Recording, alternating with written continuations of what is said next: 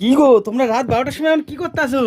আরে ছোটবেলায় শুনেছি যে নাকি এই সক্স ঝুলালে হ্যাঁ। রাত্রে সান্তা ক্লজ এসে গিফট দিয়ে যাবে। কালকে 25শে ডিসেম্বর না, তাই? তাই? হ্যাঁ এইটা ঝুলালে কি সান্টা বাবা কি গিফট হ্যাঁ দেবে? হ্যাঁ, এর মধ্যে গিফট দিয়ে যাবে। তাই শুভা? তাই? হ্যাঁ। কই টামার কই? টামার মজা কই? এই মজাটা ঝুলাবি? তো গাইস দেখতে পাচ্ছ, এই যে ঠাম্মার মোজা ঝুলাবে।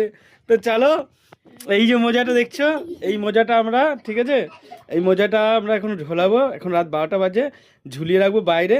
আমরা তো ছোট্টবেলায় সবাই শুনেছি কম বেশি যে সান্টা বাবা নাকি রাত 12টার পরে গিফট দেয়। তো ফাইনালি শুভমকে তো গিফট দেবে না, কারণ শুভম তো পচা ছেলে, তাই না পড়াশোনা গাইস? করে না। শুভম পচা ছেলে তো।